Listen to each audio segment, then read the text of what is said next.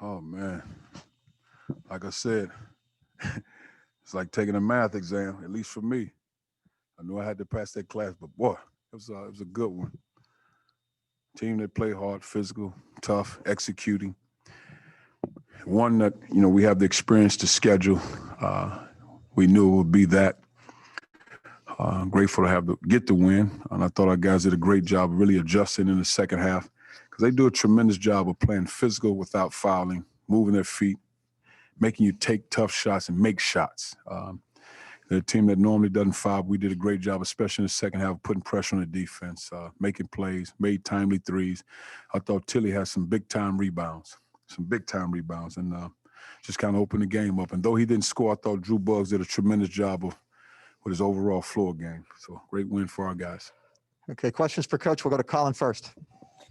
Yeah, Coach Martin, I was going to ask you, Jeremiah, it seemed like he saved 2 or 3 balls there down the stretch in the second half that led to wide open threes from Mark Smith. Just what about his hustle on the offensive glass sparked your team tonight? Always relentless, and we need that. Because he's not always going to get smooth looks because of how he's defending guys, posting and trapping and all those things, but just kept balls alive because he's a physical presence, and he's one of the main reasons why the bigs had so many fouls, just constantly putting pressure on him. And like we say to him, you might not get the ball, but you keep them alive, keep balls alive, and all the guys have to do a better job of making themselves available. So while he has 2 or 3 on them, they got to clean those balls up. Ben Arnett. Coach, you mentioned big-time second-half adjustments. And in your mind, what was the biggest adjustment that helped turn things around there in the second half? Just really settle down. We were stagnant in the first half. Really wasn't moving the ball. And I think we got caught up, and it's more me than the guys. We got caught up in, because of the starters in the post, we got caught up in trying to get the ball inside the Tilly. So now guys are standing around, and that's not good. So that was on me. And I think the guys just settled in the second half, just playing basketball. Gabe Garmond. Yeah, Cuonzo, just that sequence where I think Jeremiah had 4 points, 4 rebounds, and just kind of the emotion he was playing with. I mean, is that something that maybe in the past you don't see out of him after kind of a slower first half? I think so. I mean, just the maturity of a basketball player. But again, you get to a point where it's about winning basketball games, and he did a great job of just keeping balls alive. He knew they would double him the whole night when he got the ball inside. So that part was understood. I think sometimes that caused him to be a little passive when he know the double's coming. He's more focused on making passes as opposed to being aggressive. And, just keeping him alive. But if he's not scoring the ball, continue to try to get rebounds, continue to try to make plays. I thought he did a great job of setting those ball screens, diving to the rim and putting pressure. Because when he dives, somebody has to go with him because they do a great job of their bigs trapping and hedging ball screens. Well, somebody got to get on the backside to try to stop Tilly. Dave Matter. Cuonzo, about midway through the second half when Drew got those 2 quick fouls, he had 3. You kept him on the floor. What's the decision there? Because he seemed to kind of ignite that little run you went on there. He's a mature basketball player. He understands. Just lock in. And the guy he was defending, McGee, can really shoot the ball, constant movement. So that's not an easy assignment at all. And he embraced it. He's an elite defender. You look at McGee, 16-plus points a game. Drew held him, I think, with 4 or 5 points. That's high level, and that's not an easy thing when you run off those screens, shoot deep shots. I trust he'll do the right things because he's an intelligent player. Uchi. Because it seemed like, especially early in that first half, when Liberty kind of built that lead, they slowed you down a lot, just making you guys play a little bit half court. Just what did you guys do maybe to start running and getting kind of, even those half fast breaks off made baskets? I'm not sure the start of it. I mean, again, like I say, part of it, the focus was trying to get Tilly the ball, but with the flow of our offense. But I just thought it was too much standing around one-on-one play and not really moving the ball. And then once we settle and start moving the ball, play the way we know how to play. But they're also a team. They don't crash offensive glass unless something's obvious. So they're gonna get back. So you have to be able to score in the half court and run your half court offense, which that is fine because you got to be able to do that. But once we start to speed the game up and move the ball from side to side, which one of the main things we talk about, then the game started to flow for us. Jack Sobel. Cuonzo, Mark hit that 3 at the end of the first half. I think there were 5 or 6 seconds left. That was the first 3 he made all game. What did that mean to you guys to end the first half on a good note there? It was good. We talked about, I think maybe at the 4-minute mark, let's go into the half leading, but that didn't happen. But I thought we played aggressively. Thought the guys were attacking downhill, making the next play. Then we did a better job of settling in on the defense side of the ball because we had a sequence there where they had 2 wide open threes. And, you know, that type of stuff can't happen, man, not against a team like that. Andy Humphrey. Cuonzo, I know it's a battle you want to win every game, but it seemed y'all really dominated on the boards with a 6+6 margin there. Was there any extra emphasis on that, or was it just a product of a mismatch? Well, I think something has to give because their 2 starters are 6'7", 220 pounds. And with Jeremiah Tillman and Kobe, something has to give because on the flip side, for a big guy like Jeremiah Tillman, having to defend four men that pick and pop, that's a hard thing to do, to stop the ball off a ball screen, then to try to recover to your guy. It puts you in scramble situations.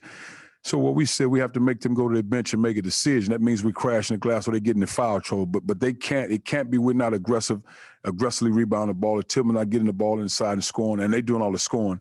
Then we had a disadvantage. Something has to give at some point. Mike Reeves. Coach, a lot of times you can learn a lot about your team when you do face adversity. And through the first 3, you had some, but tonight probably more than any of those. Does that tell you a lot more about your team whenever they come back and they do what they did, especially towards the end of the first half and into the second half? No question. But the truth of the matter, and I say this with all due respect, we felt like this would be the one. You know, when you talk, if you to pick out of those 4, not necessarily talent, you know, everybody's talented, but just how they play. And when you got 5 guys that can make shots from the perimeter, execute the offense, the back cuts, the Princeton offense, motion offense, that's a lot of stuff. We don't have 2 or 3 days prep turnaround to try to get prepared for it. Even the preparation is not good enough. You got to go through it. And then when you see it live, you get a feel for it. But just in how they play, we felt like this would be the one that, even though it's at home, it would be a tough one. Suuchi. Because I know you mentioned Drew a little bit, even though he didn't score, just how much of a luxury is that third ball handler you can kind of bring off the bench and everything? Oh, man. It's a blessing. When I look at the stat sheet, I don't care about whether he scored or not. It's a blessing. I'll just have him on the floor. I mean, just his ability to lead, to communicate things, selfless player, and just trying to make plays. I mean, in the huddle, hey, coach, what about this? I see this, see that. That's a beautiful thing to be a part of. And he's committed to this program, so he's a part of our family. Just it's a blessing to have him because whether he playing 5 minutes, 25 minutes, he's the same way. Dave Matter. Cuonzo, was tonight a case where X just pressing a little bit too much with some of the turnovers? Did you feel like? I just think you have to settle in. And I think that's been X really starting the first 4 games. Just got to settle in and play. Just let the game come to you. Let it flow because he's a talented player. He's a quick player, but he has to let it flow. And I think part of that, everybody kind of got a little stagnant, just kind of waiting and standing. Man, just let it come to him because he's so fast he can get to the rim on anybody. But as he flow and that game come to him, then everything opens up. Mason. Cuonzo, even though the team was trailing in the first half there, Mitchell Smith, when he was on the floor, the team was 10 points better. What was Mitchell doing on the defensive end in that first half that sort of helped the team close the gap there? He does a lot of things. And like I said, Mitchell Smith to me is like the credit card. You can't leave home without it. And I say that with all sincerity. He's that type of guy. He and Drew Buggs is not necessarily what you see on the stat sheet. You can tell when they're on the floor how they play in the game. And Mitchell Smith, one of those guys, you got to have him because he can defend multiple guys. He can make plays, get a big rebound, make a big shot. He does a lot of things. He as well as Mark and Drew Smith, those guys are fighting for Defensive Player of the Year. When you have 3 guys that's hungry for that type of award, it's impressive. But Mitch does so because you can plug him in so many areas. You can put him in a lot of different places. And he's a guy with a high IQ, so he understands, he feels it, and he knows. He's been around us, so he knows what's going on. Corte. Hey, Coach. What changed from the first half after Liberty had some success from deep and to the second half when they were 2 for 13? Just settle down. Oftentimes you play teams and you you watch it on film, then you get up close, that constant movement. And I have to watch film to be specific on some of this, but when you're scrambling and moving, you got your big, like there's a ball screen and your big guy on that ball screen. Now you have two guys on one ball, which is something we want to do. You have two guys on one ball, meaning the big on the ball and the ball handler. Now somebody's open. Well, when you got five guys that can make shots, that put a lot of stress on your defense. So you got to find a way to stop that ball as fast as you can. And sometimes you're going to give up something. That's part of the game. But just really selling, like I know two of them for sure. We lost guys. That's 6 points right there. Now I have to watch film to tell you exactly what happened, but those type of things can happen because you'll pay for those, and sometimes you won't be able to bounce back. Joel? Hey, Coach. We kind of talked about Jeremiah Tillman and how big he was on the boards, but a lot of times this season he's seeing doubles and a lot of pressure inside. But a couple times in that game, he made a couple passes out the post that I thought he set up a couple guys on the outside. How pivotal, has it been to, see his playmaking, and how much of a point have you made it this season?